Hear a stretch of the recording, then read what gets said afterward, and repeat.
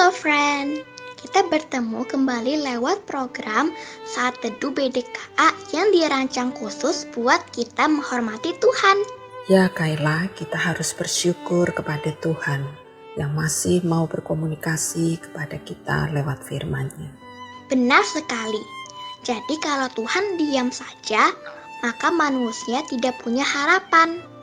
Karena itu, baiklah kita menghargai kesempatan berharga yang Tuhan sediakan.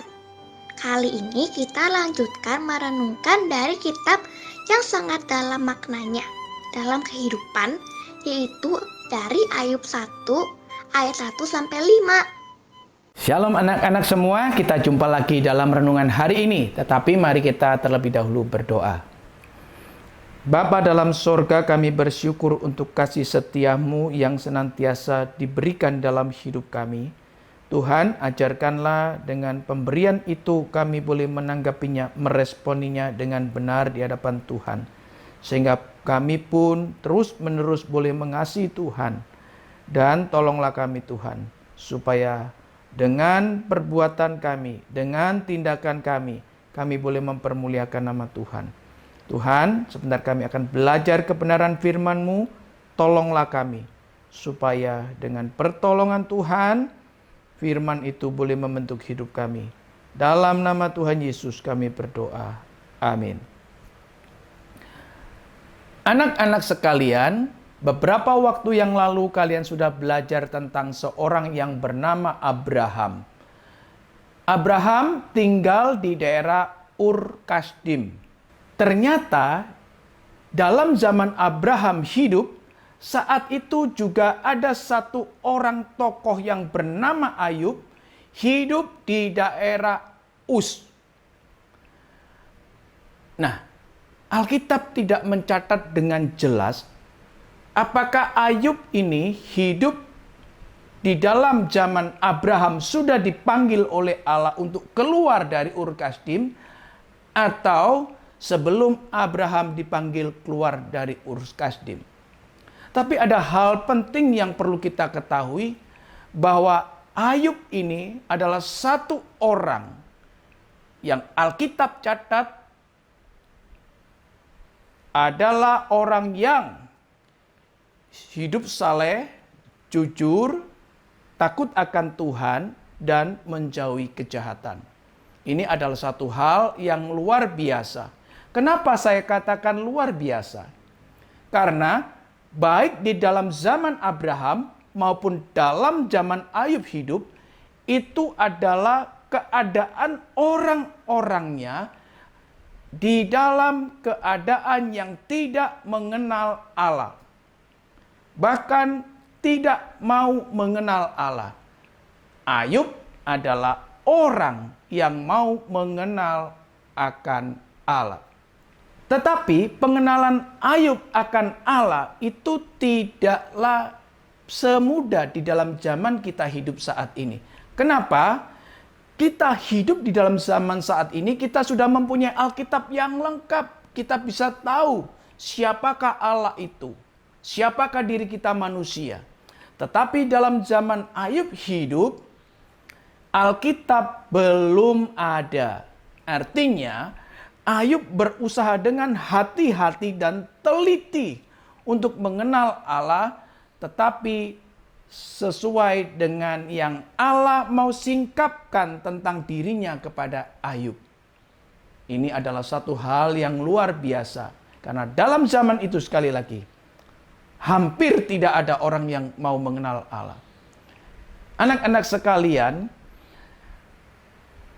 yang perlu kalian ketahui juga adalah bahwa Ayub hidupnya juga diberkati oleh Tuhan. Berkat yang pertama adalah Ayub mempunyai 7 anak laki-laki dan 3 anak perempuan dari seorang istri. Berkat yang berikutnya adalah Ayub mempunyai harta kekayaan yang begitu amat banyak. Baik itu lembu sapi, kambing domba, keledai, dan onta. Berapakah jumlahnya? Bukan 100-200 tetapi ribuan. Nah, jikalau demikian berarti Ayub juga harus mempunyai pegawai-pegawai yang sangat banyak untuk menggembalakan setiap ternaknya. Dan tentunya Ayub juga mempunyai lahan atau tanah yang amat luas untuk ternak-ternaknya. Wah, kalau kita melihat hal ini, luar biasa ya, Ayub itu begitu kaya. Tetapi kita harus melihat hal yang amat baik atau positif daripada Ayub, yaitu ketika Tuhan tambahkan harta kekayaannya, kasih setia Ayub kepada Allah itu tidak berubah. Artinya Ayub tetap mengasihi Allah dengan sungguh-sungguh hati. Nah, dari cerita ini pun kita bisa melihat bahwa anak-anak Ayub hidup rukun satu dengan yang lain. Ini menunjukkan bahwa Ayub sebagai seorang ayah adalah ayah yang baik dan benar yang mendidik anak-anaknya untuk selalu juga hidup takut akan Tuhan. Itu menunjukkan bahwa Ayub memperhatikan hidup iman daripada anak-anaknya, hidup kerohanian daripada anak-anaknya. Di manakah buktinya? Kita teruskan cerita ini. Nah, anak-anak Ayub ini mempunyai satu kebiasaan mengadakan perjamuan pesta yang diurut dari anak yang sulung atau terbesar sampai dengan anak yang ketujuh. Dan setiap mengadakan pesta, makan minum, itu juga saudara perempuannya diundang. Ayub memikirkan, jangan-jangan ketika anakku mengadakan pesta perjamuan makan dan minum, secara tidak sengaja mereka telah berbuat dosa kepada Tuhan, atau juga mereka jangan-jangan dalam hatinya juga menghujat Tuhan. Maka Ayub di dalam setiap awal minggu mempersembahkan korban bakaran kepada Tuhan untuk menjadi hal mohon pengampunan kepada Tuhan buat anak-anaknya. Ini menunjukkan Ayub sangat memperhatikan hidup rohani anak-anaknya. Anak-anak sekalian, ini merupakan satu hal yang perlu dicontoh untuk hidup dalam zaman ini. Kalau kalian melihat, bukankah dalam zaman ini begitu banyak orang, baik orang yang kaya, orang yang miskin, sama-sama terlalu memperhatikan kebutuhan-kebutuhan anaknya yang jasmani saja. Contohnya, anaknya kalau cari sekolah dicarikan yang terbaik, dibelikan ini dan itu yang terbaik. Tetapi sangat jarang orang tua yang memperhatikan pertumbuhan iman, pertumbuhan kerohanian anak-anaknya. Tetapi Ayub sekalipun dia kaya raya, dia tetap memperhatikan kerohanian anak-anaknya. Karena Ayub berpikir, betapa celakanya kalau anak-anaknya ini hidupnya tidak takut akan Tuhan.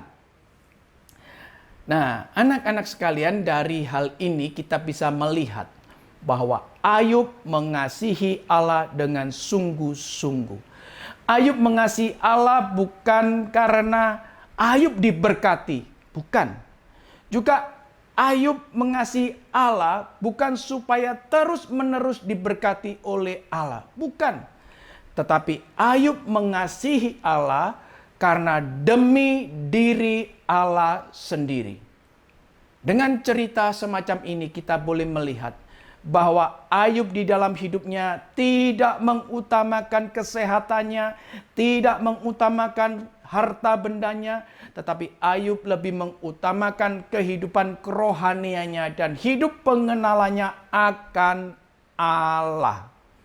Dan tentunya Ayub berpikir bahwa mewariskan hidup iman yang benar kepada Allah, kepada anak-anaknya, itu adalah hal yang utama.